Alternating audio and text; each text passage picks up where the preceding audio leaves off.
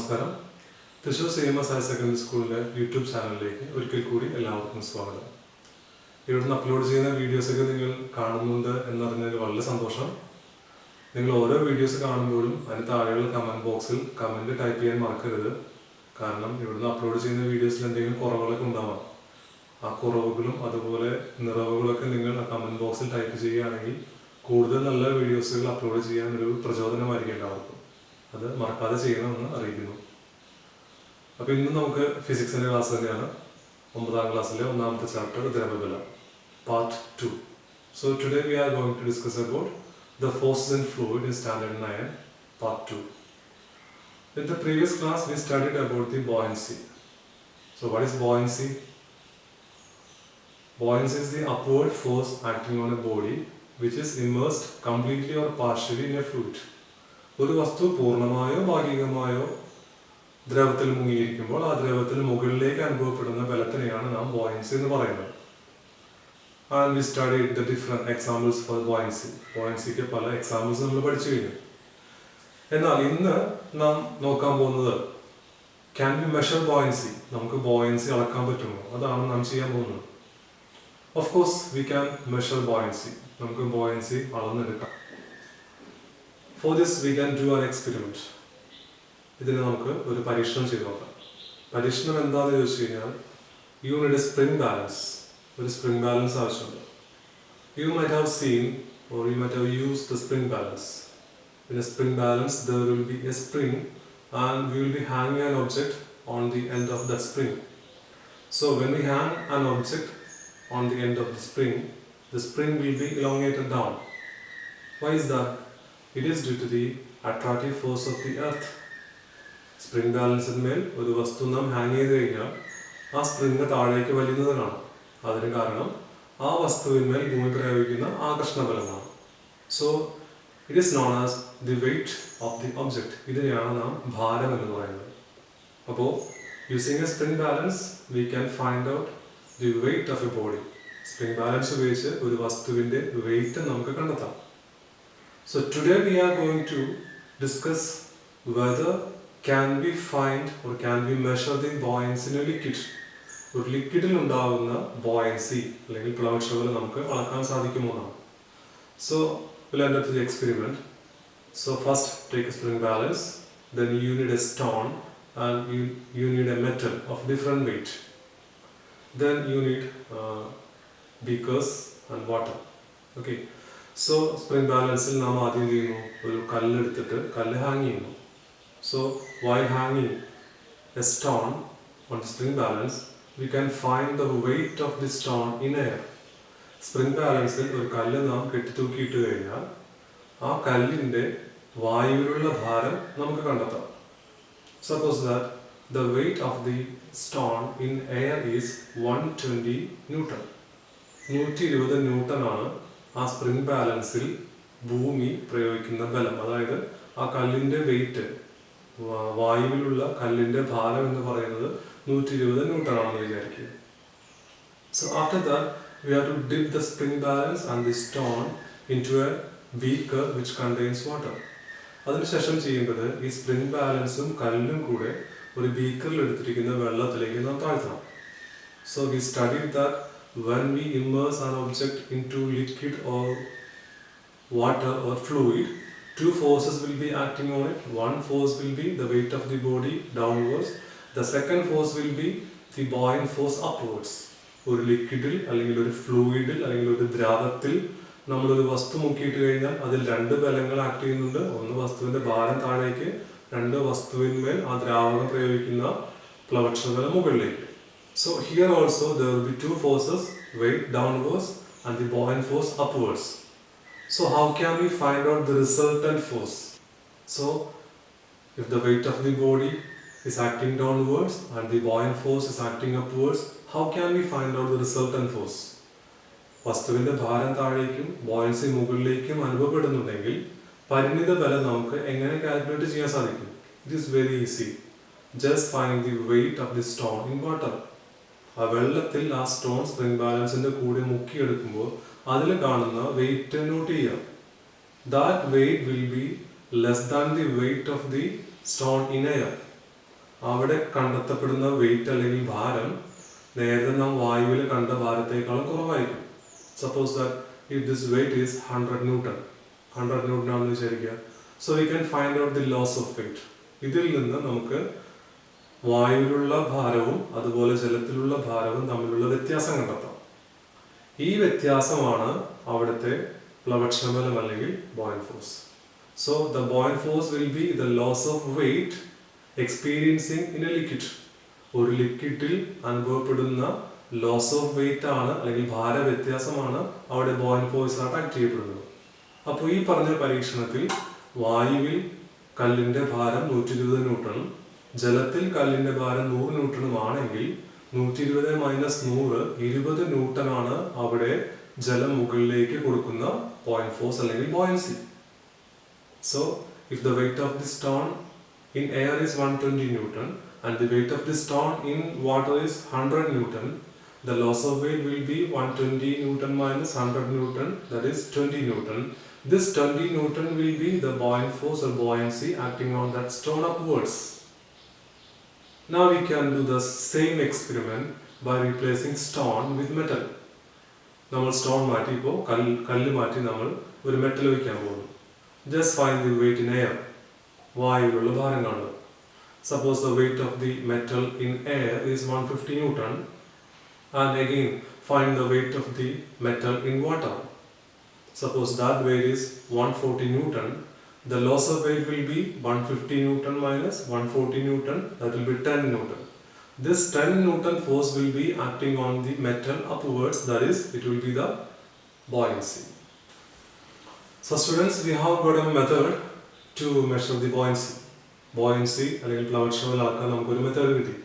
അങ്ങനെയാണെങ്കിൽ അടുത്ത ചോദ്യം, നിങ്ങൾ ഇപ്പോൾ ചെയ്ത എക്സ്പെരിമെന്റ് മറ്റു പല ദ്രാവകങ്ങൾ ഉപയോഗിച്ച് കഴിഞ്ഞാൽ, ഫോർ എക്സാമ്പിൾ മണ്ണെണ്ണ, ഉപ്പുവെള്ളം, ഓയിൽ, ഇതിലൊക്കെ ചെയ്തു കഴിഞ്ഞാൽ അവിടെ അനുഭവപ്പെടുന്ന ബോയൻസി അല്ലെങ്കിൽ പ്ലവക്ഷബലം തുല്യമായിരിക്കുമോ? If you repeat the same experiment with different liquids, in all the cases will the buoyancy be same? This is the next question. So you have to find out the answer. So we are going to find out what are the factors which influence the buoyancy of a liquid. ഒരു ലിക്വിഡിൽ ഉണ്ടാവുന്ന ബോയൻസിയെ അല്ലെങ്കിൽ പ്ലവക്ഷണ ബലത്തെ സ്വാധീനിക്കുന്ന ഘടകങ്ങൾ എന്തൊക്കെയാണ് എന്നാണ് നാം നോക്കാൻ പോകുന്നത്. So in order to understand this, let's see a video. ഈ വീഡിയോ നോക്കാം.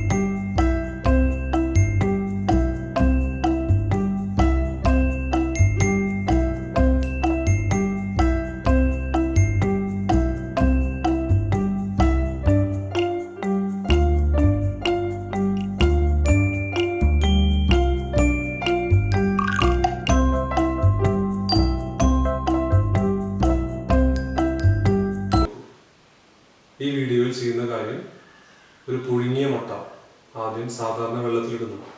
So what happens? The egg sinks down. അതിനുശേഷം ഇതേ പുഴുങ്ങിയ മുട്ട ഉപ്പ് വെള്ളം അല്ലെങ്കിൽ ഉപ്പ് കലർത്തിയ വെള്ളത്തിലേക്ക് ഇടുന്നു. So you can see that the boiled egg floats. ഈ സമയത്ത് ആ പുഴുങ്ങിയ മുട്ട ഉപ്പുവെള്ളത്തിലാണെങ്കിൽ ഉപ്പുവെള്ളത്തിന്റെ മുകളിൽ പൊങ്ങിക്കിടക്കുന്നവരാണ്. So what is your observation? എന്താണ് നിങ്ങളുടെ നിരീക്ഷണം? ഇതാണ് നിരീക്ഷണം. So what's your inference? ഇതിൽ നിങ്ങൾക്ക് എന്ത് നിഗമനത്തിൽ എത്താൻ സാധിക്കും? Is there any difference between the density of normal water and density of salt water? We studied in the previous classes that the density of salt water is greater than that of normal water. പഴയ ക്ലാസ്സുകളിൽ നിങ്ങൾ പഠിച്ചിട്ടുണ്ട്, ഉപ്പുവെള്ളത്തിന്റെ സാന്ദ്രത ജലത്തിന്റെ സാന്ദ്രതയേക്കാൾ കൂടുതലാണ്. So if the egg floats on the surface of the salt water, it means that the water gives an upward force more than that of the force in normal water. ഉപ്പുവെള്ളത്തിൽ ഒരു പുഴുങ്ങിയ മുട്ട ഇടുമ്പോൾ ആ പുഴുങ്ങിയ മുട്ട പൊങ്ങി കിടക്കണമെന്നുണ്ടെങ്കിൽ അവിടെ സാധാരണ വെള്ളത്തിൽ മുകളിലേക്ക് കൊടുക്കുന്നതിനേക്കാൾ കൂടുതൽ പ്ലവക്ഷണബലം വെള്ളം മുകളിലേക്ക് കൊടുത്തിട്ടുണ്ടാവണം. Am I right? Yes, that is, ഉപ്പുവെള്ളത്തിന് ഡെൻസിറ്റി കൂടുതലാണ്. സോ അവിടെ മുകളിലേക്ക് അനുഭവപ്പെടുന്ന പ്ലവക്ഷണബലവും കൂടുതലാണ്. So it is very clear that the density of salt water is more and the upward force or upward buoyant force of the salt water will be more than that of the buoyancy in normal water. So what's the relation between density and the buoyancy? എന്താണ് സാന്ദ്രതയും buoyancyയും തമ്മിലുള്ള ബന്ധം? It's very clear that the buoyancy will be increasing with the increase in density. Buoyancy അല്ലെങ്കിൽ പ്ലവക്ഷമ ബലം ഒരു ദ്രാവകത്തിന്റെ സാന്ദ്രത കൂടുന്നതനുസരിച്ച് കൂടുന്നു. So remember that the first factor which influence the buoyancy of a liquid is density. അതുകൊണ്ട് പ്ലവക്ഷമ ബലത്തെ സ്വാധീനിക്കുന്ന ഒന്നാമത്തെ ഘടകം എന്ന് പറയുന്നത് ജലത്തിന്റെ അല്ലെങ്കിൽ ഏത് ലിക്വിഡാണോ ആ ലിക്വിഡിന്റെ ഡെൻസിറ്റി ആണ് പ്ലവക്ഷമ ബലത്തെ സ്വാധീനിക്കുന്ന ഒന്നാമത്തെ ഘടകം. Now you can do the experiment by using different liquids. You can use kerosene, you can use normal water, you can use salt water, and just find out the buoyancy. You will see that in every liquid the buoyancy will be different. നിങ്ങൾ ചെയ്ത experiment കെറോസിനിൽ മണ്ണെണ്ണയിലും സാധാരണ വെള്ളത്തിലും ഉപ്പുവെള്ളത്തിലും ആവർത്തിച്ചു കഴിഞ്ഞാൽ ഓരോ പ്രാവശ്യവും നിങ്ങൾ buoyancy കണ്ടെത്തുമ്പോൾ ഓരോ ദ്രാവകത്തിലും അനുഭവപ്പെടുന്ന ബോയൻസി വ്യത്യസ്തമാണെന്ന് കാണാം. What's reason? എന്താണ് കാരണം? കാരണം കെറോസിൻ മണ്ണെണ്ണയുടെയും വെള്ളത്തിന്റെയും സാന്ദ്രതയിൽ വ്യത്യാസമുണ്ട്, ജലത്തിന്റെയും ഉപ്പുവെള്ളത്തിന്റെയും സാന്ദ്രതയിൽ വ്യത്യാസമുണ്ട്. ആ സാന്ദ്രതയിലുള്ള വ്യത്യാസം കാരണം ആ ലിക്വിഡ് അല്ലെങ്കിൽ ദ്രാവകം മുകളിലേക്ക് കൊടുക്കുന്ന ബോയൻസി അല്ലെങ്കിൽ പ്ലവക്ഷണ ബലം വ്യത്യസ്തമായിരിക്കും. ഇതാണ് അതിന് കാരണം. So remember that the first factor which influence the buoyancy is the density of the liquid. ഓർത്തിരിക്കുക, ഒരു ദ്രാവകത്തിന്റെ ബോയൻസിയെ സ്വാധീനിക്കുന്ന ഒന്നാമത്തെ ഘടകം ആ ദ്രാവകത്തിന്റെ സാന്ദ്രതയാണ്. So if so, what is density? എന്താണ് ഡെൻസിറ്റി? സാന്ദ്രത എന്താണ്? You can see a table in the textbook and there you can see the density of different liquids. Text ബുക്കിൽ ഒരു ടേബിൾ കൊടുത്തിട്ടുണ്ട്. ആ ടേബിളിൽ നിങ്ങൾക്ക് വ്യത്യസ്തങ്ങളായ ലിക്വിഡ്സിന്റെ സാന്ദ്രത കാണാം. There you can see that the unit of density is kilogram per meter cube. സാന്ദ്രതയുടെ unit kilogram per meter cube. It's a derived unit. We studied in the 8th standard kilogram per meter cube or density. It's a derived unit. So kilogram per meter cube എന്ന് പറയുമ്പോൾ kilogram എന്ന് പറയുന്നത് it's a unit of mass, metre cube എന്ന് പറയുന്നത് it's a unit of volume. So it is very clear that from this unit it is very clear that the equation of density is mass by volume. That is, density will be equal to mass divided by volume. Kilogram എന്നത് മാസിന്റെ unit ആണ്, metre cube എന്നുള്ള വ്യാപ്തത്തിന്റെ unit ആണ്. അങ്ങനെയാണെങ്കിൽ equation എന്തായിരിക്കും? Mass divided by വ്യാപ്തമാണ് സാന്ദ്രത. So സാന്ദ്രത എന്ന് പറയുന്നത് മാസിനെ വ്യാപ്തം കൊണ്ട് ഹരിക്കുന്നതാണ്. So it is written there that the density of water is 1000 kilogram per meter cube. What do you understand from this?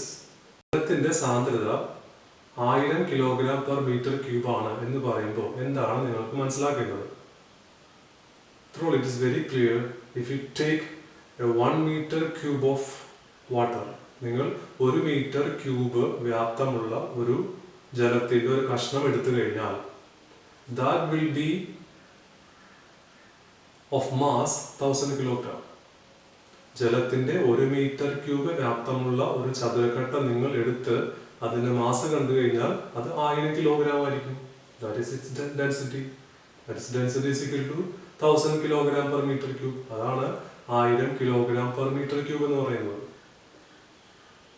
Suppose that the density of a substance is 1200 kilogram per meter cube. ഒരു വസ്തുവിന്റെ സാന്ദ്രത 1200 kilogram per meter cube ആണ് എന്ന് പറഞ്ഞാൽ എന്ത് മനസ്സിലാക്കണം? ഇത്രേ ഉള്ളൂ. 1 മീറ്റർ ക്യൂബ് വ്യാപ്തമുള്ള ആ വസ്തു എടുത്ത് അതിന്റെ മാസ് കണ്ടു കഴിഞ്ഞാൽ അത് 1200 കിലോഗ്രാം ആയിരിക്കും. ഇതാണ് ഡെൻസിറ്റി എന്ന് പറയുന്നത് കൊണ്ട് നിങ്ങൾ മനസ്സിലാക്കേണ്ടത്.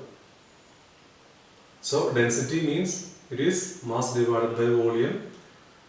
ഡെൻസിറ്റി എന്ന് പറയുന്നത്, സാന്ദ്രത എന്ന് പറയുന്നത് മാസിനെ വ്യാപ്തം കൊണ്ട് ഹരിക്കുന്നതാണ്. Its unit is kilogram per metre cube. ഇനി ടെക്സ്റ്റ് ബുക്കിൽ you can see that the densities of water, kerosene and salt water, it will be different.